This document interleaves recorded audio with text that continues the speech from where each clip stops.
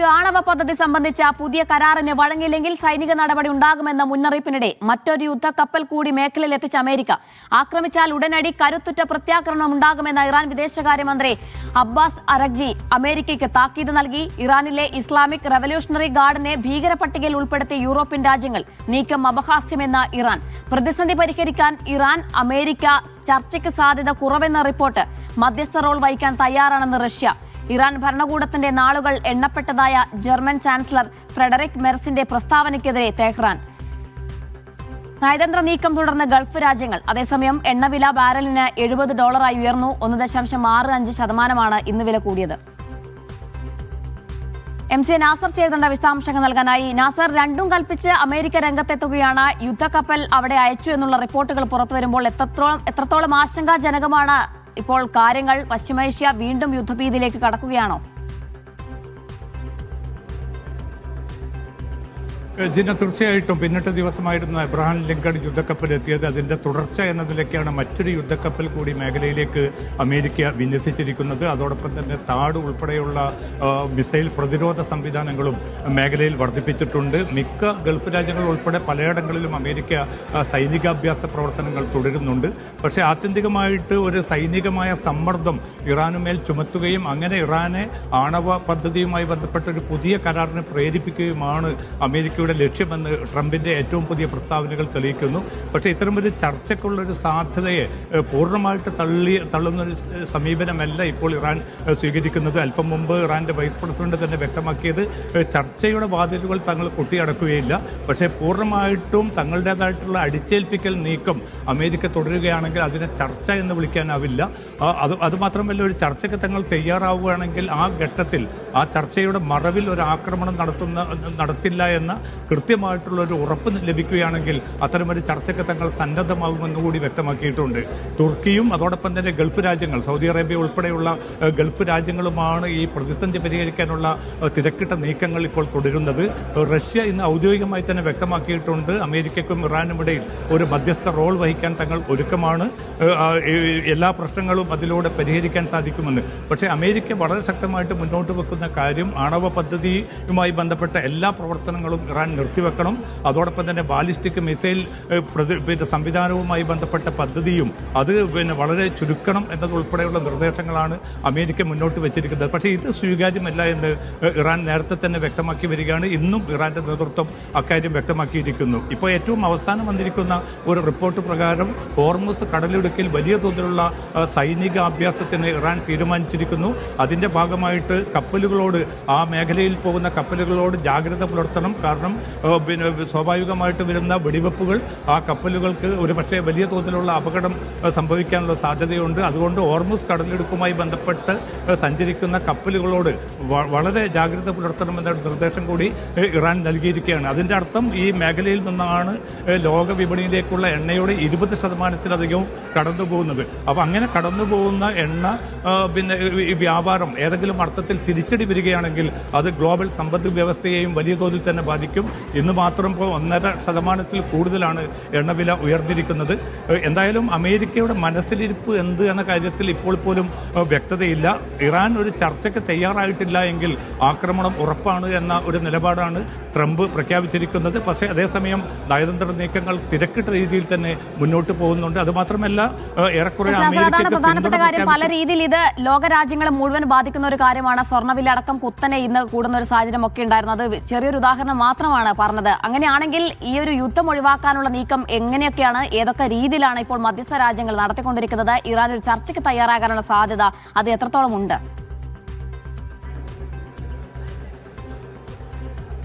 ഞാൻ നേരത്തെ സൂചിപ്പിച്ചതുപോലെ ചർച്ചയ്ക്ക് തങ്ങൾ ഒരുക്കമാണ്. ചർച്ചയുടെ വാതിലുകൾ കൊട്ടിയടക്കാൻ തങ്ങൾ ഒരുക്കമല്ല എന്ന് ഇറാൻ ഔദ്യോഗികമായി തന്നെ വ്യക്തമാക്കിയിരിക്കുന്നു. പക്ഷേ ആ ചർച്ച എന്നത് പൂർണ്ണമായിട്ടും ആണവ പദ്ധതി ഉപേക്ഷിക്കണം എന്നാണെങ്കിൽ അത് സ്വീകാര്യമല്ല എന്ന് കൂടി വ്യക്തമാക്കിയിരിക്കുന്നു. അതുമാത്രമല്ല, ചർച്ചയുടെ ഘട്ടത്തിൽ ഒരു നിലയ്ക്കുള്ള ആക്രമണവും ഇറാനെതിരെ ഉണ്ടാവുകയില്ല എന്ന് അമേരിക്ക ഉറപ്പ് നൽകണം. പക്ഷേ ഇത് സംബന്ധിച്ച ഒരു ഉറപ്പ് നൽകാൻ മധ്യസ്ഥ രാജ്യങ്ങളും അമേരിക്കയും നടന്ന ആശയവിനിമയത്തിൽ ഇനിയും തീർപ്പിലെത്തിയിട്ടില്ല എന്നാണ് അന്താരാഷ്ട്ര മാധ്യമങ്ങൾ റിപ്പോർട്ട് ചെയ്യുന്നത്.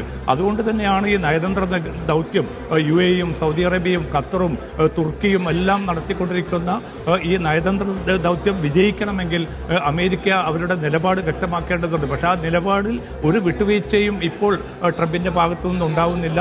ഇറാനാണെങ്കിൽ ചർച്ചയ്ക്ക് സന്നദ്ധ അറിയിച്ചിട്ടുണ്ട്. പക്ഷേ ആ ചർച്ചയുടെ വേളയിൽ ആക്രമണം ഉണ്ടാകരുതെന്ന ഉറപ്പ് അമേരിക്ക നൽകേണ്ടി വരും. അതുകൊണ്ട് തന്നെ ഈ നയതന്ത്ര ദൗത്യം എത്ര കണ്ട് വിജയിക്കുമെന്ന കാര്യം വ്യക്തമല്ല. അതോടൊപ്പം തന്നെയാണ് യൂറോപ്യൻ യൂണിയൻ ഇന്നിപ്പോൾ ഇസ്ലാമിക് റിപ്പബ്ലിക് ഗാർഡിനെ ഭീകര പട്ടികയിൽ ഉൾപ്പെടുത്തിയിരിക്കുന്നത്. അതും വളരെ പ്രധാനമാണ്. കാരണം ഇതാദ്യമായിട്ടാണ് ഒരു യൂറോപ്യൻ രാജ്യങ്ങൾ ഒരുമിച്ച് ചേർന്നുകൊണ്ട് ഇറാന്റെ ഔദ്യോഗികമായിട്ടുള്ള സേന എന്ന് വിളിക്കാവുന്ന ഒരു സംവിധാനത്തെ ഭീകര പട്ടികയിൽ ഉൾപ്പെടുത്തിയിരിക്കുന്നത്. അതുമാത്രമല്ല, ഇറാന്റെ ആഭ്യന്തര മന്ത്രാലയത്തെയും ഉദ്യോഗസ്ഥർക്കും പുതിയ ഉപരോധം ഏർപ്പെടുത്താനും യൂറോപ്യൻ യൂണിയൻ തീരുമാനിച്ചിട്ടുണ്ട്. അപ്പോൾ യൂറോപ്യൻ യൂണിയനും അമേരിക്കയ്ക്ക് പൂർണ്ണ പിന്തുണ പ്രഖ്യാപിച്ച് രംഗത്ത് വന്നിരിക്കുന്ന ഒരു സാഹചര്യത്തിൽ ഇറാൻ ഈ പ്രതിസന്ധി എങ്ങനെ നേരിടും എന്നത് സംബന്ധിച്ച ആശങ്ക നിലനിൽക്കുന്നുണ്ട്. പക്ഷേ പുതുതായി 1000 ഡ്രോണുകൾ കൂടി ഇറാൻ സജ്ജമാക്കിയതായിട്ടുള്ള റിപ്പോർട്ടുകൾ പുറത്തു വരുന്നുണ്ട്. ഏതെങ്കിലും നിലയ്ക്കുള്ള ഒരു പരിമിതമായ ആക്രമണമാണ് അമേരിക്ക നടത്തുന്നതെങ്കിൽ പോലും ത്വരിതഗതിയിലുള്ളതും വ്യാപ്തിയുള്ളതുമായ ഏറ്റവും ശക്തമായിട്ടുള്ള തിരിച്ചടി തങ്ങൾ നൽകും എന്ന് പറഞ്ഞിട്ടുണ്ട്. അതിൽ ചർച്ചയ്ക്ക് തയ്യാറാണെന്ന് ഇറാൻ പറയുമ്പോഴും ഏത് സമയത്തും ഒരു ആക്രമണം അമേരിക്കയുടെ ഭാഗത്ത് നിന്നും ഉണ്ടാകാം എന്നുള്ള ഒരു സാധ്യത, അത്തരത്തിലൊരു കണക്കുകൂട്ടൽ ഇറാനുണ്ട്. അങ്ങനെയാണെങ്കിൽ തിരിച്ചടിക്കാനുള്ള സർവ്വസന്നാഹവും ഇറാന്റെ ഭാഗത്തു നിന്നും ഉണ്ടാകും അല്ലേ? തീർച്ചയായിട്ടും ജീന, കാരണം വലിയ തോതിലുള്ള സൈനിക സംവിധാനം ഒരുപക്ഷെ അമേരിക്ക പോലും വ്യക്തമാക്കുന്നത് പിന്നിട്ട 20 വർഷത്തിനിടെ അമേരിക്ക നടത്തുന്ന ഏറ്റവും വലിയ സൈനിക മുന്നൊരുക്കങ്ങളാണ് ഇപ്പോൾ ഗൾഫ് മേഖല കേന്ദ്രീകരിച്ച് അമേരിക്ക നടത്തിയിരിക്കുന്ന യുദ്ധക്കപ്പലുകളുണ്ട്, പോർവിമാനങ്ങളുണ്ട്, പ്രതിരോധ സംവിധാനങ്ങളുണ്ട്, മറ്റെല്ലാ നവീന സംവിധാനങ്ങളും ആയുധ സംവിധാനങ്ങളും ഏർപ്പെടുത്തിക്കൊണ്ടുള്ള ഇത് അമേരിക്ക ലക്ഷ്യമിടുന്നത് ഈ സമ്മർദ്ദത്തിലൂടെ ഇറാന് ചുറ്റുമുള്ള ഈ സൈനിക സമ്മർദ്ദത്തിലൂടെ ഇറാനെ പിന്തിരിപ്പിക്കാനും ഒരു ആണവ കരാറിൽ ഇറാനെ കൊണ്ടുവരാൻ സാധിക്കുമെന്നാണ്. കാരണം ഇസ്രായേലിന്റെ കൂടി താല്പര്യമാണ് ഈ ആണവ പദ്ധതിയിൽ നിന്ന് ഇറാനെ പൂർണ്ണമായിട്ടും പിന്നെ ഒഴിവാക്കുന്ന ഒരു സാഹചര്യം വേണമെന്ന്. അപ്പോൾ അങ്ങനെ ഇറാൻ ഇത്തരമൊരു ചർച്ചയ്ക്ക് തയ്യാറായിട്ടില്ല എങ്കിൽ തീർച്ചയായിട്ടും ഒരു പക്ഷേ ഗുരുതരമായിട്ടുള്ള ഒരു സാഹചര്യത്തിലേക്കായിരിക്കും പോകുന്നത്. പക്ഷേ പ്രതിസന്ധി തീർക്കാൻ റഷ്യയും അതോടൊപ്പം തന്നെ ഗൾഫ് രാജ്യങ്ങളും തുർക്കിയും വളരെ തിരക്കിട്ട നീക്കങ്ങളാണ് ഇപ്പോൾ തുടരുന്നത്. ആ നീക്കം വിജയിക്കുകയാണെങ്കിൽ ഈ പ്രതിസന്ധി നേരത്തെ ഉള്ളതുപോലെ തന്നെ മാറിപ്പോകും. ഒരു മഞ്ഞുരുക്കമുണ്ടാകും. പക്ഷേ അതില്ലാത്ത ഒരു സാഹചര്യം വരികയാണെങ്കിൽ അതിന് മേഖല വലിയ വിലയൊടുക്കേണ്ടി വരുമെന്നാണ് ഏറ്റവും അവസാനത്തെ സ്ഥിതിവിവരങ്ങൾ വ്യക്തമാക്കി നമുക്ക് പറഞ്ഞു വെക്കാൻ സാധിക്കുക. ജീന, ശരി, ഏതായാലും അത്തരത്തിലൊരു മഞ്ഞുരുക്കം ഉണ്ടായില്ലെങ്കിൽ അത് വലിയൊരു യുദ്ധത്തിലേക്ക് കാര്യങ്ങൾ എത്തിക്കുമെന്നുള്ള ഒരു ആശങ്ക തന്നെയാണ് നിലവിൽ ഉള്ളത്. മധ്യസ്ഥ രാജ്യങ്ങൾ ഇടപെടുന്നുണ്ട്, ചർച്ചയ്ക്ക് തയ്യാറാണെന്ന് ഇറാൻ പറയുകയും ചെയ്യുന്നുണ്ട്. ഇനി അമേരിക്കയുടെ നിലപാടാണ് നിർണായകമാകുന്നത്. ഏത് സാഹചര്യത്തിൽ എപ്പോൾ വേണമെങ്കിലും ഒരു യുദ്ധം ഉണ്ടാകാനുള്ള ഒരു സാധ്യത മുന്നിൽ കണ്ടുകൊണ്ട് സർവ്വസന്നാഹവുമായി യുദ്ധം നേരിടാനുള്ള ഒരു നീക്കം ഇറാന്റെ ഭാഗത്ത് നിന്നും ഉണ്ടാകുന്നുണ്ട്. MC നാസറാണ് വിശദാംശങ്ങൾ നൽകിയത്. ഗസയിലെ അധികാരം ഫലസ്തീൻ ടെക്നോക്രാറ്റിക് കമ്മിറ്റിക്ക് കൈമാറാൻ തയ്യാറാണെന്ന് ഹമാസ്. ഇതുമായി ബന്ധപ്പെട്ട തങ്ങളുടെ ഭാഗത്തു നിന്നുള്ള എല്ലാ നടപടിക്രമങ്ങളും പൂർണ്ണമാണെന്ന് ഹമാസ് അറിയിച്ചു. ബന്ദി കൈമാറ്റം അവസാനിച്ച സാഹചര്യത്തിൽ റഫ അതിർത്തി തുറക്കണമെന്നും ഹമാസ് ആവശ്യപ്പെട്ടു. അതിനിടെ ഗസയിൽ ഇസ്രായേലിന്റെ ആക്രമണത്തിൽ 2 ഫലസ്തീനികൾ കൂടി ഇന്ന് കൊല്ലപ്പെട്ടു.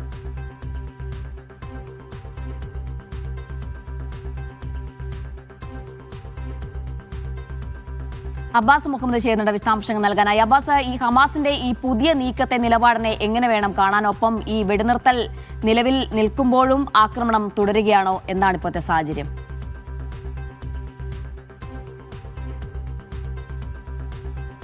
ജീന, ഇന്ന് വളരെ പ്രധാനപ്പെട്ട ഇന്നലെയാണ്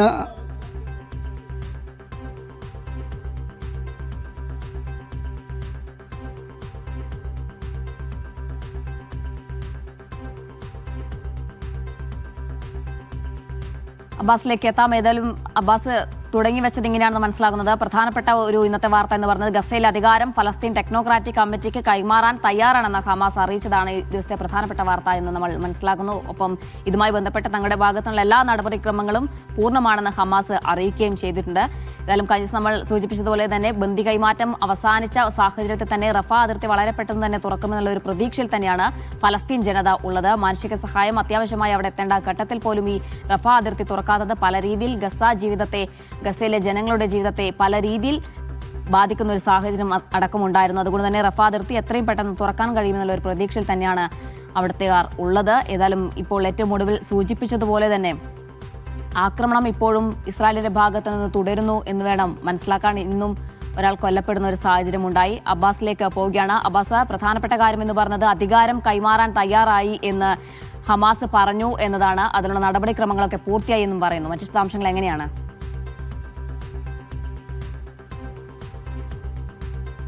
ജീന, ടെക്നോക്രാറ്റിക് കമ്മിറ്റിക്ക് ഗസയിലെ അധികാരം കൈമാറുക എന്നുള്ളത് ഈ വെടിനിർത്തലുമായി ബന്ധപ്പെട്ട ഒരു പ്രധാനപ്പെട്ട ഉപാധിയായിരുന്നു. അതിന് തങ്ങൾ ഒരുക്കമാണ് എന്നാണ് ഇന്ന് ഹമാസ് വ്യക്തമാക്കിയിട്ടുള്ളത്.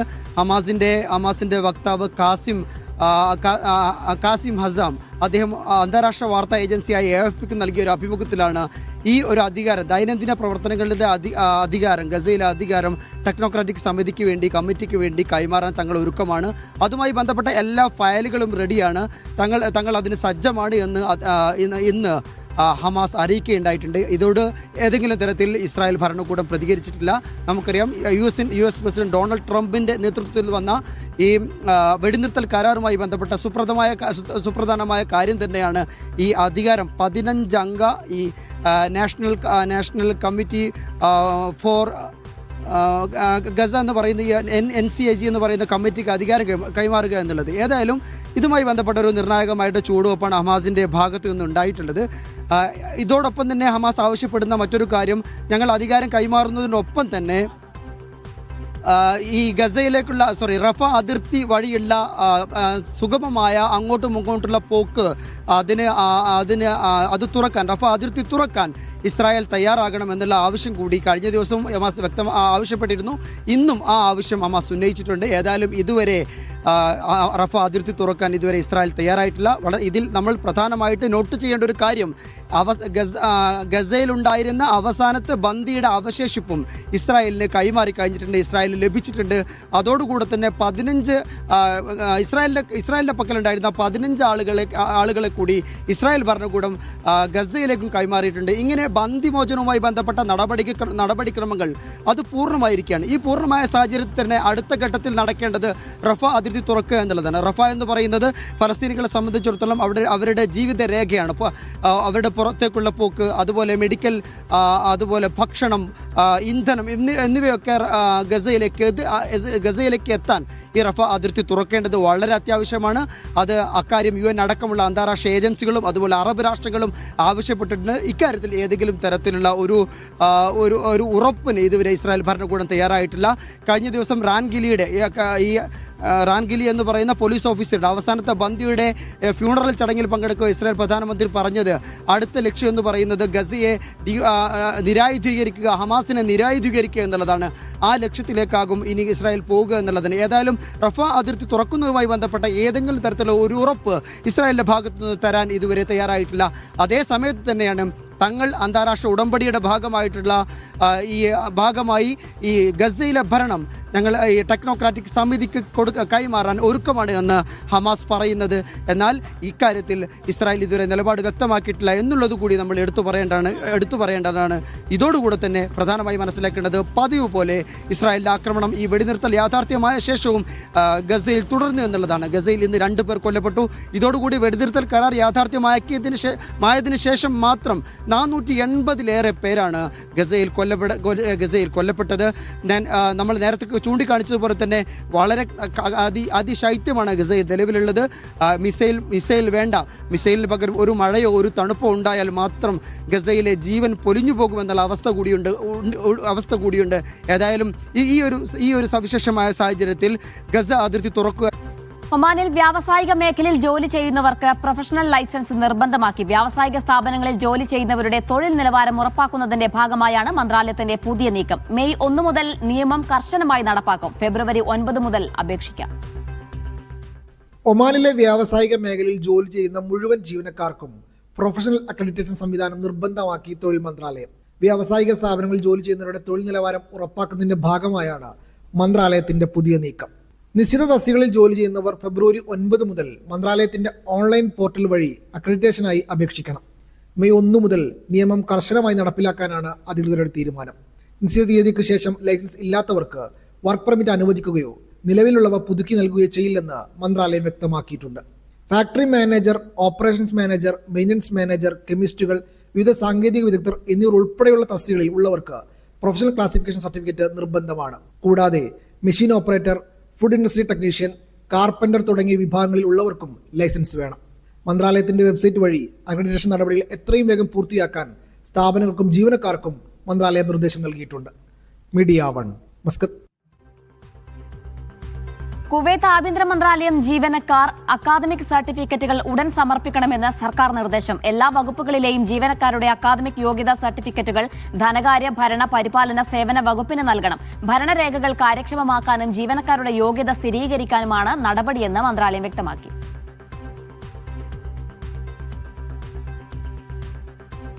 ഖത്തറിൽ ലൈസൻസ് ഇല്ലാതെ വാഹനം ഓടിക്കുന്നത് ഗുരുതരമായ കുറ്റകൃത്യമാണെന്ന് ആഭ്യന്തര മന്ത്രാലയം. നിയമം ലംഘിക്കുന്നവർക്ക് കനത്ത പിഴയും ജയിൽ ശിക്ഷയും അനുഭവിക്കേണ്ടി വരുമെന്ന് മന്ത്രാലയം മുന്നറിയിപ്പ് നൽകി. ട്രാഫിക് നിയമത്തിലെ 94-ാം വകുപ്പ് പ്രകാരം കുറ്റക്കാർക്ക് 1 മാസം മുതൽ 3 വർഷം വരെ തടവോ 10,000 മുതൽ 50,000 റിയാൽ വരെ പിഴയോ രണ്ടും ഒരുമിച്ചോ അനുഭവിക്കേണ്ടി വരും. അബ്ഷിർ പ്ലാറ്റ്ഫോമിൽ കൂടുതൽ സേവനങ്ങൾ ഉൾപ്പെടുത്തി സൗദി ആഭ്യന്തര മന്ത്രാലയം. നഷ്ടപ്പെട്ട വാഹനങ്ങൾ റിപ്പോർട്ട് ചെയ്യൽ, മോട്ടോർ സൈക്കിളുകളുടെ ഉടമസ്ഥാവകാശം കൈമാറൽ തുടങ്ങിയ സേവനങ്ങൾ പുതുതായി ഉൾപ്പെടുത്തി.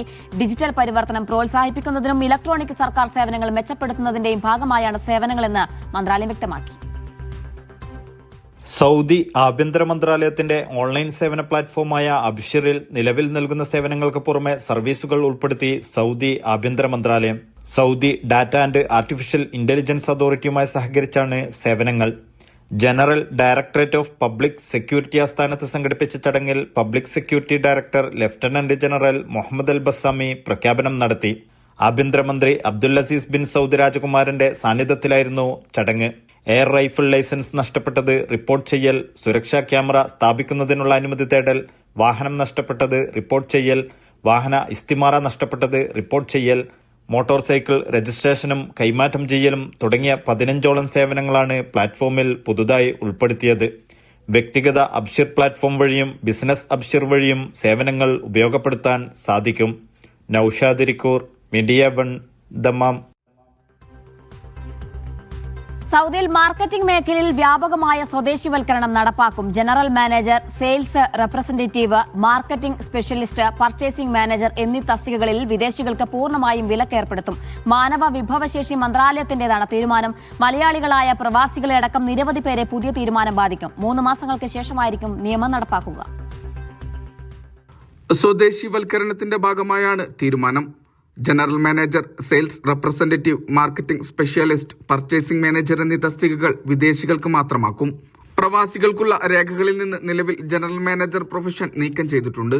ഇത്തരക്കാർക്ക് സിഇഒ, ബോർഡ് ചെയർമാൻ തുടങ്ങിയ തസ്തികകളിലേക്ക് മാറ്റാൻ കഴിയും. ജീവനക്കാരനെ കൊമേഴ്ഷ്യൽ രജിസ്ട്രേഷനിൽ അതേ പ്രൊഫഷൻ രജിസ്റ്റർ ചെയ്താലാണ് ഇത് സാധ്യമാവുക. സ്ഥാപനത്തിൽ അതേ പ്രൊഫഷനിലുള്ള മറ്റു ജീവനക്കാർ ഉണ്ടാകാനും പാടില്ല. സ്വദേശികൾക്ക് കൂടുതൽ അവസരം നൽകുന്നതിന്റെ ഭാഗമായാണ് നടപടി. സ്വകാര്യ മേഖലയിൽ 60% മാർക്കറ്റിംഗ് പ്രൊഫഷണൽ മേഖലയിലെ സ്വദേശിവൽക്കരണം. തസ്തികയിൽ 3 അതിലധികമോ ജീവനക്കാരുള്ള സ്ഥാപനങ്ങൾക്കാണ് ബാധകമാവുക. മാർക്കറ്റിംഗ് പ്രൊഫഷനുകളിൽ ജോലി ചെയ്യുന്ന സ്വദേശികളുടെ കുറഞ്ഞ വേതനം 5,500 റിയാലായും നിശ്ചയിച്ചിട്ടുണ്ട്.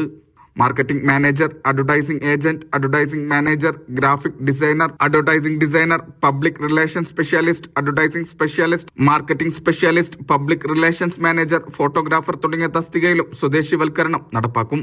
3 മാസങ്ങൾക്ക് ശേഷമായിരിക്കും നിയമം നടപ്പാക്കുക. Mishal Cherpulassery, media 1, Riyadh.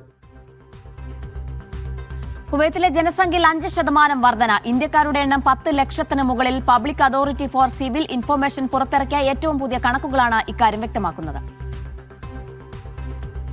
Public authority for civil information പുറത്തുവിട്ട കണക്കുകൾ പ്രകാരം വിദേശികളുടെ എണ്ണം 7.3% ഉയർന്ന് 36.7 ലക്ഷമായി. രാജ്യത്തെ മൊത്തം ജനസംഖ്യ 5% വർദ്ധിച്ച് 5.237 ദശലക്ഷത്തിലെത്തി. വിദേശികളിൽ 1 ദശലക്ഷത്തിലധികം ആളുകളുമായി ഇന്ത്യക്കാരാണ് മുന്നിൽ. കഴിഞ്ഞ വർഷത്തെ അപേക്ഷിച്ച് ഇന്ത്യൻ സമൂഹത്തിൽ നേരിയ വർധനയും രേഖപ്പെടുത്തി. നിലവിൽ കുവൈത്തിലെ മൊത്തം ജനസംഖ്യയുടെ ഏകദേശം 20%, പ്രവാസികളുടെ 29% ഇന്ത്യക്കാരാണ്. അതേസമയം കുവൈത്ത് പൗരന്മാരുടെ എണ്ണം കുറഞ്ഞ് 1.563 ദശലക്ഷമായി. ജനസംഖ്യയിലെ വിഹിതം 29.85% താഴ്ന്നു. ഗാർഹിക ജോലിക്കാരിൽ 40.1%, സ്വകാര്യ മേഖലയിലെ തൊഴിലാളികളിൽ 30.8% ഇന്ത്യക്കാരാണ്. പ്രവാസി സമൂഹത്തിൽ ഈജിപ്തുകാർ 2ാം സ്ഥാനത്തും ബംഗ്ലാദേശികൾ 3ാം സ്ഥാനത്തും ഫിലിപ്പീനുകാർ 4ാം സ്ഥാനത്തുമാണെന്ന് റിപ്പോർട്ടുകൾ വ്യക്തമാക്കുന്നു. Media 1, Kuwait. കുവൈത്തിൽ ഇടിമിന്നലോട് കൂടിയ മഴയ്ക്ക് സാധ്യതയുണ്ടെന്ന് കാലാവസ്ഥാ വകുപ്പ്. ഉപരിതല ന്യൂനമർദ്ദം ശക്തമാകുന്നതോടെ മേഘാവരണം വർദ്ധിക്കുകയും പൊടിക്കാറ്റുണ്ടാകാനും സാധ്യത. കാറ്റിന്റെ വേഗം മണിക്കൂറിൽ 15 മുതൽ 55 കിലോമീറ്റർ വരെയാകാം. കടലിൽ തിരമാലകൾ 6 അടി വരെ ഉയരാൻ സാധ്യതയുള്ളതിനാൽ കടൽ യാത്രക്കാർ ജാഗ്രത പാലിക്കണം. വരും ദിവസങ്ങളിൽ പരമാവധി താപനില 20 മുതൽ 23 ഡിഗ്രിയും കുറഞ്ഞത് 8 മുതൽ 11 ഡിഗ്രിയും ആയിരിക്കുമെന്ന് കാലാവസ്ഥാ വകുപ്പ് അറിയിച്ചു. കുവൈത്തിലെ അബ്ബാസിയയിൽ കർശന സുരക്ഷാ പരിശോധന. നിരവധി നിയമലംഘകർ പിടിയിൽ. ഫർവാനിയ ഗവർണറേറ്റ് ഇൻവെസ്റ്റിഗേഷൻ ഡിപ്പാർട്ട്മെന്റിന്റെ നേതൃത്വത്തിലാണ് പരിശോധന നടന്നത്. വിവിധ കേസുകളിൽപ്പെട്ടവരെയും അറസ്റ്റ് വാറണ്ടുള്ള നിരവധി പേരെയും തെരുവ് കച്ചവടക്കാരെയും കസ്റ്റഡിയിലെടുത്തു. ലൈസൻസ് ഇല്ലാത്ത ബാർബർ ഷോപ്പും താൽക്കാലിക പച്ചക്കറി ഗോഡൌണും പിടിച്ചെടുത്തു. ചട്ടങ്ങൾ ലംഘിച്ച വീടുകളിലേക്കുള്ള വൈദ്യുതി ബന്ധം വിച്ഛേദിച്ചു. രാജ്യത്തുടനീളം ഇത്തരം കർശന പരിശോധനകൾ തുടരുമെന്ന് ആഭ്യന്തര മന്ത്രാലയം അറിയിച്ചു. സൗദിയുടെ ഭക്ഷ്യ ഉൽപ്പന്ന കയറ്റുമതിയിൽ വർധന. 4 വർഷത്തിനിടെ 60% ഉയർച്ചയാണ് രേഖപ്പെടുത്തിയത്. നാഷണൽ സെന്റർ ഫോർ ഇൻഡസ്ട്രിയൽ ഡെവലപ്മെന്റാണ് കണക്കുകൾ പുറത്തുവിട്ടത്. സൗദിയുടെ ഭക്ഷ്യ ഉൽപ്പന്ന കയറ്റുമതിയിലാണ് വളർച്ച. 60% വളർച്ചയാണ് രേഖപ്പെടുത്തിയത്. കഴിഞ്ഞ 4 വർഷത്തിനിടെയാണ് ഈ വളർച്ച. 2021 13 ബില്യൺ റിയാലായിരുന്നു കയറ്റുമതി. കഴിഞ്ഞ വർഷം അവസാനത്തോടെ ഇത് 22 ബില്യൺ റിയാലിലേക്ക് ഉയർന്നു. നാഷണൽ സെന്റർ ഫോർ ഇൻഡസ്ട്രിയൽ ഡെവലപ്മെന്റാണ് കണക്കുകൾ പുറത്തുവിട്ടത്. നിലവിൽ രാജ്യത്തെ ഭക്ഷ്യ വ്യവസായ മേഖലയിൽ ഏകദേശം 1900 ഫാക്ടറികൾ പ്രവർത്തിക്കുന്നുണ്ട്. ഓരോ മാസവും പുതിയ കമ്പനികൾ ഈ രംഗത്തേക്ക് കടന്നു വരുന്നുണ്ടെന്നും കണക്കുകൾ സൂചിപ്പിക്കുന്നു. രാജ്യത്ത് ഏറ്റവും കൂടുതൽ തൊഴിലവസരങ്ങൾ സൃഷ്ടിക്കുന്ന 2ാമത്തെ മേഖലയാണ് ഭക്ഷ്യോൽപ്പന്ന കയറ്റുമതി മേഖല. 200 ബില്യൺ റിയാലാണ് മേഖലയുടെ മൊത്തം മൂല്യം. Vishal Cherpulassery, media 1, Riyadh. ചരിത്രത്തിൽ ആദ്യമായി ദിർഹമിന്റെ മൂല്യം ഇന്ന് 25 രൂപ പിന്നിട്ടു. ഒരു ദിർഹമിന് 25 രൂപ 6 പൈസ എന്നതാണ് ഇന്നത്തെ വിനിമയ നിരക്ക്. സ്വർണ്ണവില മുകളിലേക്ക് കുതിക്കുമ്പോൾ ഇന്ത്യൻ രൂപയുടെ മൂല്യം താഴേക്ക് കൂപ്പുകുത്തുന്നു. ആഗോളതലത്തിലെ അരക്ഷിതാവസ്ഥയാണ് ഇതിന് കാരണമായി വിലയിരുത്തുന്നത്. ഈ പ്രവണത തുടരുമെന്ന് സ്വർണ്ണവില പവന് 2 ലക്ഷം കടക്കാനും സാധ്യതയുണ്ടെന്നാണ് ഈ രംഗത്തുള്ളവർ വിലയിരുത്തുന്നത്. ചരിത്രത്തിൽ ആദ്യമായി ഇന്ന് ദിർഹത്തിന്റെ വിനിമയ നിരക്ക് 25 രൂപ പിന്നിട്ടിരിക്കുന്നു. സ്വർണത്തിന്റെ വില ഒരടി മേപ്പോട്ട് പോകുമ്പോൾ ഇന്ത്യൻ രൂപയുടെ മൂല്യം 2 അടി താഴേട്ട് പോകുന്ന ഒരു പ്രവണതയാണ് ഇപ്പോൾ കാണുന്നത്. എന്താണ് ഇതിൻ്റെ ഇമ്പാക്റ്റ് എന്ന് നമ്മോട് സംസാരിക്കുകയാണ് മലബാർ ഗോൾഡിൻ്റെ ഇൻ്റർനാഷണൽ ഓപ്പറേഷൻസ് MD ഷംലാൽ. ഈ പ്രവണത എത്ര കാലം തുടരും? ഇന്ത്യൻ എക്കണോമിനെ ഇത് എങ്ങനെ ബാധിക്കും? അത് സാധാരണക്കാരുടെ ജീവിതത്തെ തീർച്ചയായും ബാധിക്കുക തന്നെ ചെയ്യും. സ്വർണ്ണവില നമ്മൾ നോക്കുകയാണെങ്കിൽ ഒരു വർഷം കൊണ്ട് സ്വർണത്തിന് ഏകദേശം 100% കൂടുതൽ വില വർദ്ധിച്ചിട്ടുണ്ട്. അപ്പം ഒരു നിക്ഷേപം എന്ന നിലയിൽ അതൊരു നല്ല ഇൻവെസ്റ്റ്മെൻറ്റാണ്. എല്ലാ ഇൻവെസ്റ്റ്മെൻറ്റുകളും നമ്മൾ ഡേ ടു ഡേ യൂസ് ചെയ്യുന്നില്ല. സ്റ്റോക്ക് ആണെങ്കിലും പ്രോപ്പർട്ടി ആണെങ്കിലും നമ്മൾ ഉപയോഗിക്കാത്ത പ്രോപ്പർട്ടിയും ഡെയിലി ഹാൻഡിൽ ചെയ്യാത്ത സ്റ്റോക്കും അത് ഇൻവെസ്റ്റ്മെൻറ്റാണ്. അതേപോലെ തന്നെ ഒരു ഇൻവെസ്റ്റ്മെൻറ്റാണ് ഗോൾഡ്. പ്രത്യേകിച്ചും നമ്മൾ ഇന്ന് ഇന്ത്യയിൽ നിന്ന് വിദേശത്തേക്ക് ഒരാൾ പോവുകയാണെങ്കിൽ അവർക്ക് വിദേശത്തേക്ക് കൊണ്ടുപോകാൻ പറ്റുന്ന ടാഞ്ചിബിൾ ആയിട്ടുള്ള ഏറ്റവും നല്ലൊരു അസറ്റും ഇൻവെസ്റ്റ്മെൻറ്റുമാണ് ഗോൾഡ്. ഇനിയും സ്വർണത്തിൻ്റെ വില മുന്നോട്ട് തന്നെ പോകും.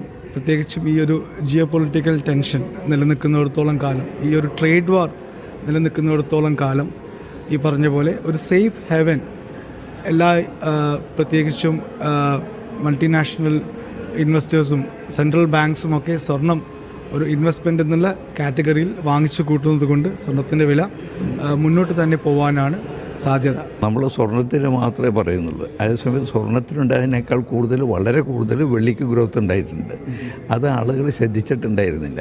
ചരിത്രത്തിൽ എപ്പോഴെല്ലാം പ്രശ്നങ്ങൾ ഉണ്ടായിട്ടുണ്ടോ അപ്പോഴൊക്കെ സ്വർണത്തിൻ്റെ വില കൂടിയിട്ടുണ്ട്. അപ്പോൾ ഇതിന് എത്ര കാലം തുടരും? അത് നമുക്ക് പറയാൻ പറ്റില്ല. ലോകത്തിൻ്റെ ഇന്ന് ഒരു അരക്ഷിതാവസ്ഥ ലോകത്തിലുണ്ട്. അത് സൈലൻ്റ് ആയാൽ, സുക്കൂനായാൽ പ്രൈസ് താഴോട്ട് വരും. പക്ഷെ വെള്ളിയുടെ പ്രൈസ് മേലേക്ക് പോയത് വളരെയധികം താഴോട്ട് വന്നൊന്നും വരില്ല. കാരണം വെള്ളി ഒരു ഓർണമെൻറ്റിന് ഉപയോഗിക്കുന്ന സാധനമല്ല, ഇൻഡസ്ട്രിയൽ റോ മെറ്റീരിയലാണ്. പല കാര്യങ്ങൾക്ക് ഉപയോഗിക്കണം. സ്വർണ്ണതല്ല. സ്വർണ്ണം ലോകത്ത് മനുഷ്യന് സ്വർണം കണ്ടെടുത്തിയ കാലം മുതലുള്ള സ്വർണം മുഴുവൻ ഈ ഭൂമിയിലുണ്ട്. ഒന്നുകിൽ ട്രഷറിയിൽ സൂക്ഷിച്ചു വെച്ചിട്ടുണ്ടാവും, അല്ലെങ്കിൽ ഭൂമിയിൽ കാണാതെ പോയിട്ടുണ്ടാവും. ഇന്ത്യയെ സംബന്ധിച്ച് പറയുകയാണെങ്കിൽ സ്വർണം ഒരു ജീവിതത്തിൻ്റെ അവിഭാജ്യ ഘടകമാണ്. ഇത്ര വില കൂടിയിട്ടും എല്ലാ കല്യാണങ്ങൾക്കും ധാരാളം സ്വർണം മേടിക്കുന്നുണ്ട്. അതിൻ്റെ പ്രൈസല്ല ആളുകൾ നോക്കുന്നത്, എത്ര തൂക്കം കൊടുക്കണമെന്നാണ് കണക്ക് കൂട്ടുന്നത്. അത് ആ ഹാബിറ്റ് മാറാൻ പോകുന്നില്ല. 2018 ഞാൻ ഓർക്കുന്നത് 1000 ടൺ സ്വർണം ഉപയോഗിച്ച ഒരു വർഷത്തിൽ കേരളത്തിൽ 200 ടൺ ഉപയോഗിച്ചു.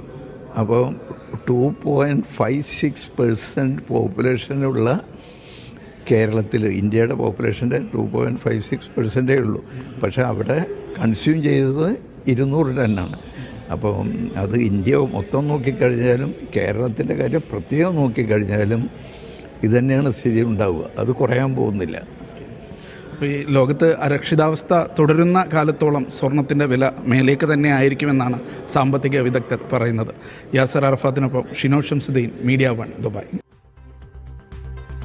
ലോക കേരള സഭയുടെ 5ാം പതിപ്പിന് തുടക്കമായി. തിരുവനന്തപുരം നിശാഗന്ധിയിൽ പൊതുസമ്മേളനം മുഖ്യമന്ത്രി ഉദ്ഘാടനം ചെയ്തു. പ്രവാസി മലയാളികളുടെ ആഗോള പൊതുവേദിയായി ലോക കേരള സഭ മാറിയെന്ന് മുഖ്യമന്ത്രി പിണറായി വിജയൻ പറഞ്ഞു. നാളെ മറ്റന്നാളുമായി നിയമസഭയിലെ ശങ്കരനാരായണൻ തമ്പി ഹാളിലാണ് പ്രതിനിധി സമ്മേളനങ്ങൾ നടക്കുക. ഇത്തവണയും പ്രതിപക്ഷ ബഹിഷ്കരണത്തോടെയാണ് ലോക കേരള സഭ ആരംഭിച്ചത്. പ്രതിപക്ഷ നേതാവ് വി.ഡി. സതീശനും ശശി തരൂർ എംപിക്കും പൊതുസമ്മേളന പരിപാടിയിൽ ക്ഷണമുണ്ടായിരുന്നെങ്കിലും ഇരുവരും പങ്കെടുത്തില്ല. 5ാം പതിപ്പിൽ 125 രാജ്യങ്ങളിൽ നിന്നും 28 സംസ്ഥാനങ്ങളിൽ നിന്നുമുള്ള 182 പ്രതിനിധികളാണ് പങ്കെടുക്കുന്നത്. പ്രവാസികൾക്ക് നാടിനെക്കുറിച്ച് അഭിപ്രായം പറയാനും വികസനത്തിൽ പങ്കാളികളുമാകാനുള്ള വേദി ലോകത്തിന് തന്നെ മാതൃകയാണെന്ന് മുഖ്യമന്ത്രി പറഞ്ഞു. ലോക കേരള സഭ ബഹിഷ്കരിച്ച പ്രതിപക്ഷത്തിന് മുഖ്യമന്ത്രിയുടെ വിമർശനം. ഇത് പ്രവാസികളുടെ ഒരു പാർലമെന്റാണ് യഥാർത്ഥത്തിൽ. അത് പ്രവാസികൾക്ക് ഏറ്റവും പ്രധാനപ്പെട്ട ഒന്നാണ്. അതിനോട് ചേർന്ന് നിൽക്കാൻ എല്ലാവർക്കും ആവണ്ടേ? നിങ്ങൾ ഇങ്ങോട്ട് വരുമ്പോൾ ഞങ്ങൾക്കും അത് തിരിച്ച് കാണിക്കാൻ കഴിയണ്ടേ? നിർഭാഗ്യവശാൽ ഞങ്ങളുടെ കൂട്ടത്തിൽ ചിലർക്ക് അത് കഴിയുന്നില്ല. വളരെ ഇടുങ്ങിയ മനസ്സോടെ ഞാൻ ബഹിഷ്കരിക്കുകയാണ് എന്ന് പറയുകയാണ്. നാളെ രാവിലെ 10-ന് നിയമസഭാ ശങ്കരനാരായണൻ തമ്പി ഹാളിൽ ലോക കേരള സഭാ നടപടികളുടെ ഉദ്ഘാടനം മുഖ്യമന്ത്രി നിർവഹിക്കും. 8 പ്രധാന വിഷയങ്ങളിലൂന്നിയ ചർച്ചകളും പ്രാദേശിക സമ്മേളനങ്ങളും നാളെ മുതൽ നടക്കും. ദൂർത്ത് ആരോപിച്ചും പദ്ധതി നടത്തിപ്പിലെ വ്യക്തതക്കുറവും ചൂണ്ടിക്കാട്ടിയാണ് പ്രതിപക്ഷം ഇത്തവണയും ലോക കേരള സഭയിൽ നിന്ന് വിട്ടുനിൽക്കുന്നത്. മീഡിയ 1, തിരുവനന്തപുരം. ലോക കേരള സഭ സർക്കാർ നടത്തുന്ന ദൂർത്ത് മാമാങ്കമാണെന്നും പ്രവാസികൾക്ക് ഒരു മെച്ചവും ലഭിക്കാത്ത പരിപാടി ബഹിഷ്കരിക്കുമെന്നും കോൺഗ്രസ് അനുകൂല പ്രവാസി സംഘടനകൾ. പരിപാടിയും സംബന്ധ യോഗങ്ങളും ബഹിഷ്കരിക്കാൻ OICC, IYCC leader K Karunakaran, study centre, GCC chapter എന്നീ കൂട്ടായ്മകളാണ് തീരുമാനമെടുത്തത്. ഓരോ സഭ കൂടുമ്പോഴും കടലാസിൽ മാത്രം ഒതുങ്ങുന്ന പദ്ധതികളല്ലാതെ പ്രായോഗികമായി പ്രവാസികൾക്ക് ഒരു മെച്ചവും ലഭിക്കുന്നില്ല. വിമാന ടിക്കറ്റ് നിരക്ക് കുറയ്ക്കാനോ മടങ്ങി വരുന്നവർക്ക് തൊഴിൽ ഉറപ്പാക്കാനോ സർക്കാരിന് സാധിക്കുന്നില്ല. ഇത്തരം കാതലായ വിഷയങ്ങളിൽ ഇടപെടാതെ പ്രവാസികളുടെ പേരും പറഞ്ഞ് ആഘോഷങ്ങൾ നടത്തുന്നത് രാഷ്ട്രീയ തട്ടിപ്പാണെന്നും കോടികൾ പൊടിച്ച് ഇങ്ങനെയൊരു പരിപാടി സംഘടിപ്പിക്കുന്നത് വെറും ദൂർത്താണെന്നും സംഘടനകൾ ആരോപിച്ചു. സംസ്ഥാന ബജറ്റ് പ്രവാസി സമൂഹത്തെ നിരാശപ്പെടുത്തിയെന്ന് കോൺഗ്രസ് പ്രവാസി സംഘടനയായ ഇൻകാസ്. തെരഞ്ഞെടുപ്പ് മുന്നിൽ കണ്ടുള്ള പ്രചാരണ പ്രവർത്തനം മാത്രമായി ബജറ്റ് ചുരുങ്ങിയെന്ന് ഇൻകാസ് UAE പ്രസിഡന്റ് സുനിൽ അസീസ് കുറ്റപ്പെടുത്തി. തീർത്തും നിരാശാജനകമായ ഒരു ബഡ്ജറ്റാണ് അവതരിക്കപ്പെട്ടിരിക്കുന്നത്. കഴിഞ്ഞ കാലഘട്ടങ്ങളെപ്പോലെ പ്രവാസികളെ പൂർണ്ണമായി അവഗണിച്ചുകൊണ്ട് കേരളത്തിൻ്റെ GDPയുടെ 1/3 സംഭാവന നൽകുന്ന പ്രവാസ സമൂഹത്തോട് ചെയ്തിരിക്കുന്ന കടും വഞ്ചനയാണ്.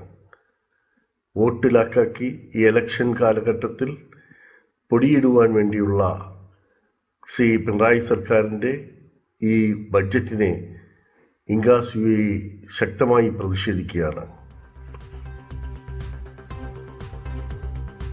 കോടതി വിധി നീതിയുടെ വിജയമാണെന്ന് KM ഷാജി. സെക്കുലർ സമൂഹത്തിൽ വർഗീയത സൃഷ്ടിക്കാനായി നികേഷ് കുമാർ കെട്ടിച്ചമച്ച കള്ളക്കഥകൾ കോടതി തള്ളിക്കളഞ്ഞതായി അദ്ദേഹം പറഞ്ഞു. കുവൈത്തിൽ നടക്കുന്ന കാസർഗോഡ് KMCC ജില്ലാ സമ്മേളനത്തിൽ പങ്കെടുക്കാൻ എത്തിയതായിരുന്നു KM ഷാജി. ബന്ധപ്പെട്ട് സുപ്രീം കോടതിയുടെ ഒരു വേർഡിക്റ്റ് വന്നിരിക്കുകയാണ്. തെരഞ്ഞെടുപ്പിൽ മത്സരിക്കുന്ന അയോഗ്യത നീക്കിയിരിക്കുകയാണ്. MP നികേഷ് കുമാറാണ് അവിടെ കേസ് കൊടുത്തത്. അതിനെക്കുറിച്ച് എന്താണ് താങ്കളുടെ അഭിപ്രായം?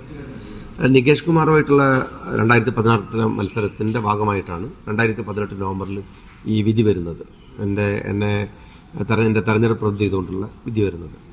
അത് കേസിന് ആധാരമായിട്ട് നികേഷ് കുമാർ ചെയ്തിരുന്നത് മാനിപ്പുലേറ്റ് ചെയ്തിട്ടുള്ള, അദ്ദേഹത്തിൻ്റെ ഏറ്റവും നീചമായിട്ടുള്ള ബുദ്ധിയിൽ തോന്നിയിട്ടുള്ള വളരെ വർഗീയ പരാമർശങ്ങൾ നേർന്ന് അദ്ദേഹം തന്നെ ഉണ്ടാക്കിയിട്ടുള്ള നോട്ടീസ് വെച്ച് കള്ളക്കഥ ഉണ്ടാക്കിയിട്ട് കൊടുത്തൊരു കേസായിരുന്നു അത്.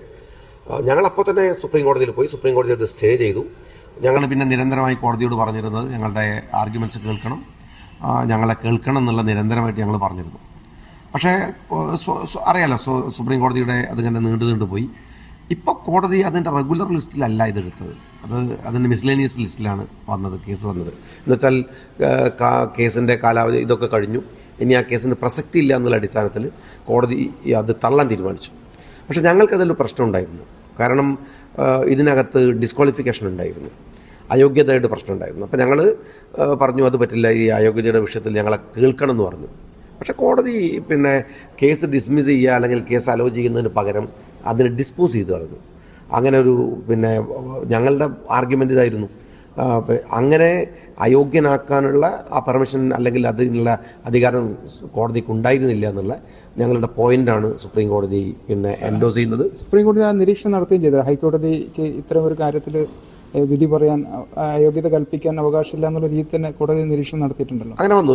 ഇനിയിപ്പം വരാൻ പോകുന്നൊരു കാര്യം എന്താ വെച്ചാൽ, ഇനിയുള്ള ഇത്തരം ഇലക്ഷൻ കേസുകളിൽ പോലും ഇതൊരു മാതൃകയായിട്ട് അല്ലെങ്കിൽ ഒരു മുൻകാല പ്രാബല്യത്തിൽ സുപ്രീം കോടതിയുടെ വിധി വരാൻ പോവാണ്, ഇനി ഫ്യൂച്ചറിൽ വരാൻ പോകുന്ന കാര്യമാണ്.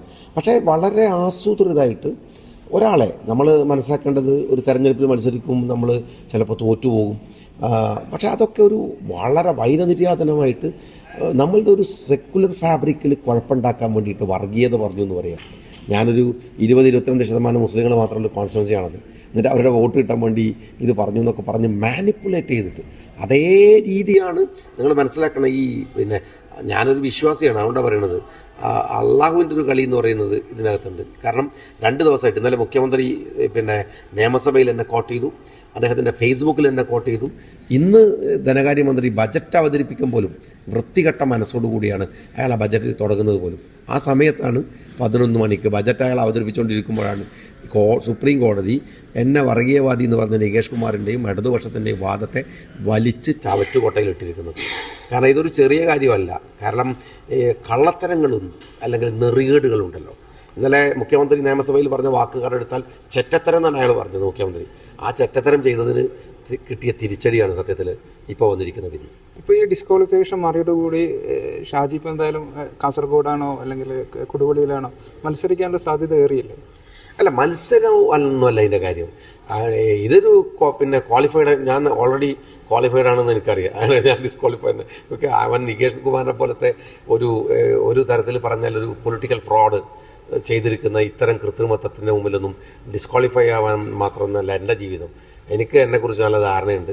അതിന് മത്സരം എന്നൊക്കെ പറയുന്നത് രണ്ടാമത്തെ കാര്യമാണ്.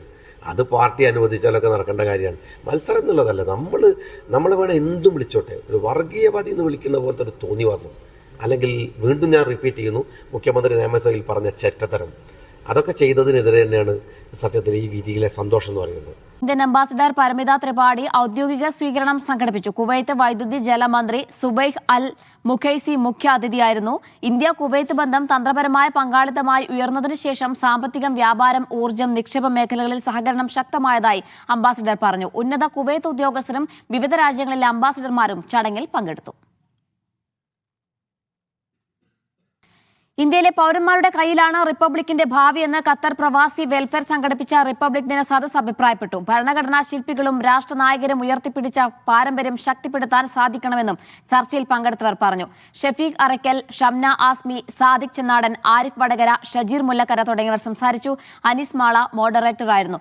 റാപ്പിഡ് ക്വിസും ദേശഭക്തി ഗാനവും സദസ്സിൽ അരങ്ങേറി.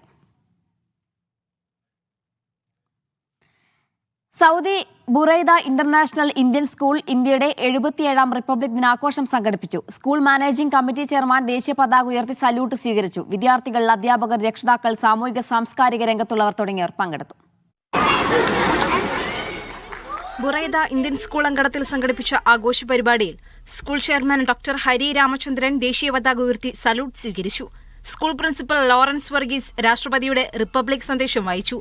മാനേജിംഗ് കമ്മിറ്റി അംഗങ്ങളായ സുബൈർ കളത്തിൽ, നിഷ ബിജു, ജാവേദ് ഹസൻ എന്നിവർ സംബന്ധിച്ചു. 7 സംസ്ഥാനങ്ങളുടെ കലാസാംസ്കാരിക പൈതൃകങ്ങൾ വഹിച്ചുള്ള പ്ലോട്ടുകൾ, വ്യത്യസ്ത കലാപരിപാടികൾ എന്നിവ അരങ്ങേറി. പ്ലോട്ട് ഒരുക്കിയതിൽ കേരളത്തിന് 1ാം സ്ഥാനവും ഉത്തർപ്രദേശ്, തമിഴ്നാട് സംസ്ഥാനങ്ങൾ 2ഉം 3ഉം സ്ഥാനവും കരസ്ഥമാക്കി. അധ്യാപകരും രക്ഷിതാക്കളും നേതൃത്വം നൽകി. Media 1 Buraidah. Kerala press club Kuwait ഏർപ്പെടുത്തിയ രണ്ടാമത് Gafoor Moodadi press photo award വിതരണം ചെയ്തു. തിരുവനന്തപുരം പ്രസ് ക്ലബ്ബിൽ നടന്ന ചടങ്ങിൽ ന്യൂ ഇന്ത്യൻ എക്സ്പ്രസ് കൊച്ചി ബ്യൂറോയിലെ പ്രിൻസിപ്പൽ ഫോട്ടോഗ്രാഫർ എ സനേഷ് പുരസ്കാരം ഏറ്റുവാങ്ങി. 50,001 രൂപയും ശില്പവും പ്രശസ്തി പത്രവുമാണ് അവാർഡ്. പ്രശസ്ത ഛായാഗ്രാഹകനും സംവിധായകനുമായ എൻ അളകപ്പൻ മുഖ്യാതിഥിയായിരുന്നു. TV ഹിക്മത്ത് അധ്യക്ഷത വഹിച്ചു. മാതൃഭൂമി ന്യൂസ് അവതാരക Madhu Saji, Thiruvananthapuram press club president PR Praveen, Sathar Kunnil എന്നിവർ ചടങ്ങിൽ പങ്കെടുത്തു. ലോക കേരള സഭാ അംഗങ്ങൾ ഉൾപ്പെടെ നിരവധി പ്രമുഖർ ആശംസകൾ നേർന്നു.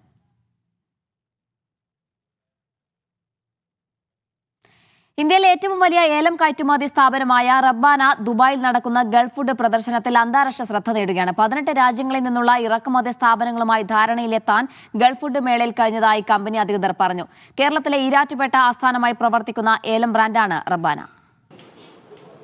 മറ്റ് ഏലം ഉൽപാദക രാജ്യങ്ങളോട് മത്സരിച്ച് ഇന്ത്യൻ ഏലക്കയുടെ വിൽപ്പനയിൽ റെക്കോർഡ് സൃഷ്ടിക്കാൻ തങ്ങളുടെ പ്രവർത്തനങ്ങൾക്ക് കഴിഞ്ഞിട്ടുണ്ടെന്ന് റബാന MD മുഹമ്മദ് വടക്കേടത്ത് പറഞ്ഞു. കൂടുതൽ രാജ്യങ്ങളിലേക്ക് വിപണി കണ്ടെത്താൻ ഗൾഫ് ഫുഡിന്റെ സാന്നിധ്യം അവസരമൊരുക്കിയിട്ടുണ്ടെന്നും അദ്ദേഹം വ്യക്തമാക്കി. ഞങ്ങളുടെ കമ്പനിയാണ് one of the leading exporter from India. ഞങ്ങൾ മന്ത്ലി ഒരു 400 ടണ്ണോളം ഞങ്ങൾ എക്സ്പോർട്ട് ഒരു മാസം പോകുന്നുണ്ട്. സിറ്റുവേഷൻ ഈ കൊല്ലത്തെ ഒരു ഇത് പറയുകയാണെങ്കിൽ ഇന്ത്യക്ക് നല്ലൊരു ഫോറക്സ് ഏൺ ചെയ്യുന്ന തന്നെ കാർഡമം ഇൻഡസ്ട്രി നല്ല പങ്കുവച്ചിട്ടുണ്ട്. 75 വർഷത്തിലേറെയായി ഈരാറ്റുപേട്ട ആസ്ഥാനമായി പ്രവർത്തിക്കുന്ന വടക്കേർത്ത് ഇൻഡസ്ട്രീസിന്റെ ഗ്രാൻഡ് കാർഡമം ബ്രാൻഡാണ് റബ്ബാന. ഓർഗാനിക് ഏലക്കയുടെ കൃഷി, പ്രോസസിംഗ്, പാക്കിംഗ്, മാർക്കറ്റിംഗ് എന്നീ മേഖലകളിലെ മുൻനിര സ്ഥാപനമാണിത്. ദോഷകരമായ രാസവസ്തുക്കൾ ഒഴിവാക്കി ഏലക്ക സംസ്കരിക്കുന്നതാണ് ഉൽപ്പന്നങ്ങളുടെ അന്താരാഷ്ട്ര സ്വീകാര്യതയ്ക്ക് കാരണമെന്ന് റബ്ബാന സംരംഭകർ പറഞ്ഞു. Media 1 Dubai.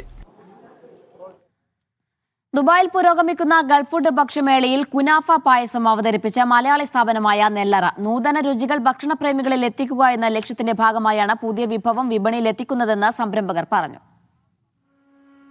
അറബികളുടെ പ്രിയപ്പെട്ട മധുരമായ കുനാഫയും മലയാളികളുടെ പ്രിയപ്പെട്ട പായസവും കൈകോർക്കുന്ന പുതുരുചിയാണ് കുനാഫ പായസം. നെല്ലറ മാനേജിംഗ് ഡയറക്ടർ ഷംസുദ്ദീൻ കരിമ്പനയ്ക്കൽ, സിഇഒയും ഡയറക്ടറുമായ ഫസലു റഹ്മാൻ, എക്സിക്യൂട്ടീവ് ഡയറക്ടർ അബ്ദുള്ള എന്നിവർ ചേർന്ന് കുനാഫ പായസം ഗൾഫ് ഫുഡിൽ അവതരിപ്പിച്ചു. ഈ സ്പൈസസ് കാറ്റഗറിയിൽ നമ്മൾ ഇൻസ്റ്റാ ഷെഫ് എന്ന് പറയുന്ന ഒരു കാറ്റഗറി ആയിട്ടാണ് നമ്മൾ 10ഓളം പ്രോഡക്റ്റുകൾ മാർക്കറ്റിൽ ഇറക്കാൻ വേണ്ടി പോകുന്നത്. അതിപ്പോൾ വരും മാസങ്ങളിൽ മാർക്കറ്റിൽ അവൈലബിൾ ആക്കാനാണ് നമ്മൾ നോക്കുന്നത്. ബാച്ചിലേഴ്സിനും അതുപോലെ തന്നെ ഇപ്പോൾ ഭാര്യ ഭർത്താക്കന്മാരൊക്കെ ഒരുമിച്ച് ജോലിക്ക് പോകുന്ന ഒരു സമയമാണ്, പണ്ടത്തെ പോലല്ല. അപ്പോൾ എല്ലാവർക്കും പെട്ടെന്ന് ഭക്ഷണം ഉണ്ടാക്കുക എന്നുള്ള ഉദ്ദേശത്തോടു കൂടിയാണ് നമ്മളിത് ചെയ്യുന്നത്. ഞങ്ങൾ വളരെ സന്തോഷകരവും അതിലൊരു അഭിമാനമായിട്ടുള്ള നിമിഷത്തിലാണുള്ളത്. ഓരോ സമയത്തും വ്യത്യസ്തമായ പ്രൊഡക്റ്റുകളൊക്കെ നിങ്ങളൊക്കെ ഒരു വ്യത്യസ്തമാക്കുന്ന ഒരു കമ്പനിയാണ് നെല്ലറ.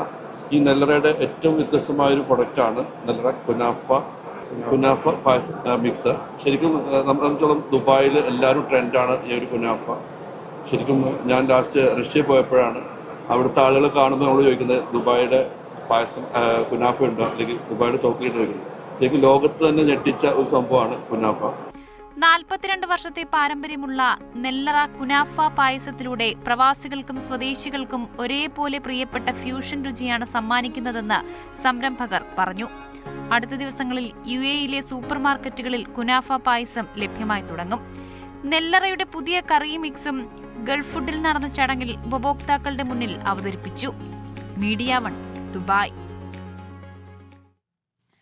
സൗദിയിലെ ജിദ്ദയിൽ അൽ വഫ ഗ്രൂപ്പിന്റെ പുതിയ ഹൈപ്പർ മാർക്കറ്റ് തുറന്നു. ബാഗ്ദാദിയിലെ സരിയ സ്ക്വയറിലാണ് വിശാലമായ സ്റ്റോർ ഉദ്ഘാടനം ചെയ്തത്. സൗദി അറേബ്യയിലെ 13ാമത്തെ ഔട്ട്ലെറ്റാണ് തുറന്നത്.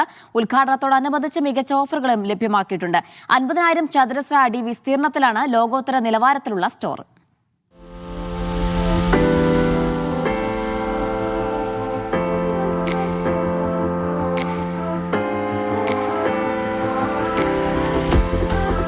അറബ് പരമ്പരാഗത ആഘോഷ പരിപാടികളോടെയായിരുന്നു അൽവഫ ഹൈപ്പർ മാർക്കറ്റിന്റെ ഉദ്ഘാടന ചടങ്ങ്. ബാഗ്ദാദിലെ സരിയ സ്ക്വയറിലാണ് വിശാലമായ ഹൈപ്പർ മാർക്കറ്റ്. 50,000 ചതുരശ്ര അടി വിസ്തീർണത്തിലാണ് ലോകോത്തര നിലവാരത്തിലുള്ള സ്റ്റോർ. ജിദ്ദ മുനിസിപ്പാലിറ്റി മേധാവി ഷെയ്ഖ് എൽ സയീദാണ് ഉദ്ഘാടനം നിർവഹിച്ചത്. മുനിസിപ്പൽ അഡ്വൈസർ ഡോക്ടർ മുഹമ്മദ് അൽ മുൻതഷിരി, വ്യവസായി ഡോക്ടർ സ്വാലിഹ് മലിക്, ഷെയ്ഖ് മുഹമ്മദ് സാദ് മുഹമ്മദ് എന്നിവർ സന്നിഹിതരായിരുന്നു. അൽവഫ ഗ്രൂപ്പ് ഡയറക്ടർമാരായ സിദ്ദീഖ് കോറോത്ത്, മുഹമ്മദ് കോറോത്ത്, മാജിദ് കോറോത്ത്, അബ്ദുൽ നാസർ എന്നിവരുടെ സാന്നിധ്യത്തിലായിരുന്നു ചടങ്ങ്. ഇതുവരെ ഞങ്ങൾ വിജയിപ്പിച്ച എല്ലാ കസ്റ്റമേഴ്സിനോടുള്ള നന്ദിയും സന്തോഷവും ഇവിടെ പ്രകടിപ്പിക്കുകയാണ്.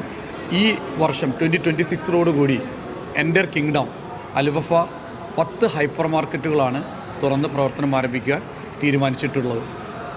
അതിനോടൊപ്പം തന്നെ 1000-ഓളം സൗദികൾക്ക് തൊഴിലവസരങ്ങളാണ് ഞങ്ങൾ നൽകാൻ ഉദ്ദേശിക്കുന്നത്. ഗുണമേന്മയുള്ള ഉൽപ്പന്നങ്ങൾ മിതമായ നിരക്കിൽ ഉപഭോക്താക്കളിലേക്ക് എത്തിക്കുന്നതാണ് അൽവാഫയുടെ പ്രത്യേകത. ഉദ്ഘാടനത്തോടനുബന്ധിച്ചും റമദാൻ സീസണിന്റെ ഭാഗമായും വമ്പൻ ഓഫറുകളും ലഭ്യമാണ്. ഫാമിലി ആയിട്ടും ബാച്ചിലേഴ്സ് ആയിട്ടും നിങ്ങളുടെ കുട്ടികളൊക്കെ ആയിട്ട് വരുമ്പം ഏറ്റവും ബെസ്റ്റ് ഷോപ്പിംഗ് എക്സ്പീരിയൻസ് കൂടെ ഏറ്റവും മിതമായ നിരക്കിൽ ഏറ്റവും best quality products but the world class shopping experience. That's what hyper Alwafa. ഞങ്ങളുടെ ഏറ്റവും പുതിയ ഒരു ബ്രാഞ്ച് ഇവിടെ ഓപ്പൺ ചെയ്യാൻ പറ്റിയതിൽ ഞങ്ങളെല്ലാം വളരെ പ്രൗഡാണ്, വളരെ ഹാപ്പിയാണ്. ആൻഡ് നമ്മളെല്ലാവരും പരിശുദ്ധ റമദാനോട് അടുത്ത് നിൽക്കുന്നൊരു സമയത്താണ് ഇവിടെ ഉള്ളത്. ആ ഒരു സമയത്ത് കസ്റ്റമേഴ്സിന് ഏറ്റവും മിതമായ നിരക്കിൽ അവർക്ക് വേണ്ട എല്ലാ സാധനങ്ങളും ഒരു ബെസ്റ്റ് ഷോപ്പിംഗ് എക്സ്പീരിയൻസിലൂടെ നൽകുക. ഇലക്ട്രോണിക്സ്, ഫാഷൻ, ബേക്കറി, മാംസം, മത്സ്യം തുടങ്ങി നിത്യോപയോഗ സാധനങ്ങൾ എന്നിവയുടെ വിപുലമായ ശേഖരമാണ് ഒരുക്കിയിട്ടുള്ളത്. ഇന്ത്യയിൽ നിന്ന് ഫ്രഷ് പച്ചക്കറികൾ ആകർഷകമായ വിലയിൽ ലഭിക്കും. 300ഓളം വാഹനങ്ങളെ ഉൾക്കൊള്ളാവുന്ന വിശാലമായ പാർക്കിംഗ് സൗകര്യവുമുണ്ട്. ഷറഫിയയ്ക്കടുത്തുള്ള പുതിയ സ്റ്റോർ തീർത്ഥാടകർക്കും പ്രയോജനകരമാകുമെന്ന് മാനേജ്മെന്റ് വ്യക്തമാക്കി. Chief procurement officer Nasser, chief marketing officer Fahad Mayon, chamber പ്രതിനിധി എന്നിവർ സംബന്ധിച്ചു. Media 1 Jeddah. സൗദിയിൽ റമദാൻ മെഗാ ഓഫറുകൾ ഒരുക്കി ലുലു. എല്ലാ വിഭാഗങ്ങളിലും ഓഫറുകൾ ലഭ്യമാകും. കുറഞ്ഞ വിലയിൽ ഗുണമേന്മയുള്ള ഉൽപ്പന്നങ്ങൾ റമദാന്റെ ഭാഗമായി ലഭ്യമാക്കുകയാണ് ലക്ഷ്യം. പുണ്യമാസത്തെ വരവേൽക്കാൻ സൗദിയിലുടനീളമുള്ള ഹൈപ്പർ മാർക്കറ്റുകളിൽ ഓഫറുകൾ ഒരുക്കിയിരിക്കുകയാണ് ലുലു. ഗ്രോസറി, വീട്ടുസാധനങ്ങൾ, ഫാഷൻ ആക്സസറീസ്, ഇലക്ട്രോണിക്സ് ഉൽപ്പന്നങ്ങൾ, ഡിജിറ്റൽ ഗാഡ്ജറ്റുകൾ എന്നിവ ഉൾപ്പെടെ എല്ലാ ഷോപ്പിംഗ് കാറ്റഗറികളിലും വിപുലമായ റമദാൻ ഓഫറുകളാണ് കാത്തിരിക്കുന്നത്. ലുലു റമദാൻ മൊമെന്റ്സ് ക്യാമ്പയിനിന്റെ ഭാഗമായി ഓരോ കുടുംബത്തിനും ദൈനംദിന ആവശ്യങ്ങൾക്കുള്ള സാധനങ്ങൾ വാങ്ങാൻ അനുയോജ്യമായ ഓഫറുകളാണ് നൽകുന്നത്. വിവിധ ഉൽപ്പന്നങ്ങൾ ഉൾക്കൊള്ളുന്ന ലാഭകരമായ റമദാൻ കിറ്റുകൾ, ഫാഷൻ, ഇലക്ട്രോണിക്സ് തുടങ്ങിയവയിലും ഓഫറുകൾ ലഭ്യമാകും. ഹെൽത്തി റമദാൻ എന്ന പേരിൽ സ്പെഷ്യൽ പ്രൊമോഷനും ലുലു ഹൈപ്പർ മാർക്കറ്റുകളിൽ സജീവമാണ്. 50 റിയാൽ മുതൽ 500 റിയാൽ വരെയുള്ള റമദാൻ ഗിഫ്റ്റ് കാർഡുകളും ലഭ്യമാകും. The best shopping center in Riyadh is Lulu for everything, for especially the offers, for dry fruits, for the grocery or whatever.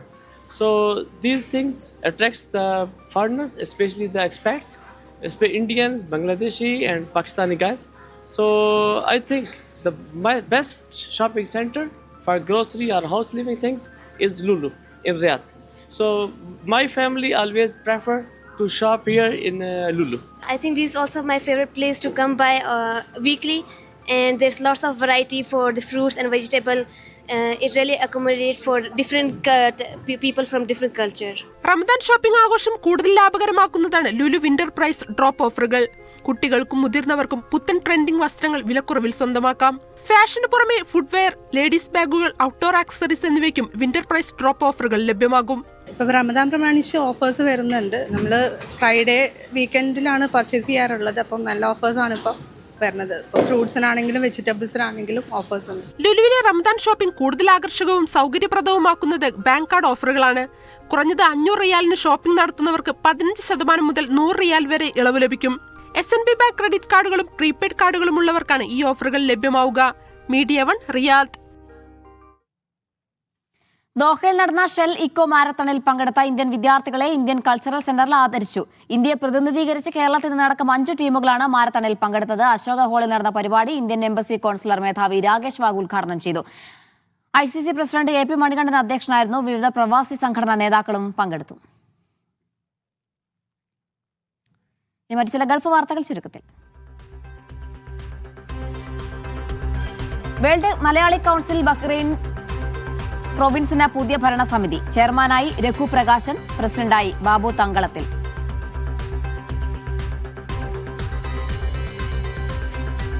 മനുഷ്യർക്ക് സ്വയം തിരിച്ചറിയാൻ പുസ്തകങ്ങൾക്ക് വലിയ പങ്കുണ്ടെന്ന എഴുത്തുകാരൻ ഷിഹാബുദ്ദീൻ പൊയ്ത്തുംകടവ് കേരള പൗരാവലി സാംസ്കാരിക വിഭാഗം ഉദ്ഘാടനം ചെയ്തു. മനുഷ്യജാലികയുമായി SKSSF ഒമാൻ നാഷണൽ കമ്മിറ്റി. രാഷ്ട്രനന്മയ്ക്ക് സൗഹൃദത്തിന്റെ കരുതൽ പ്രമേയമായി.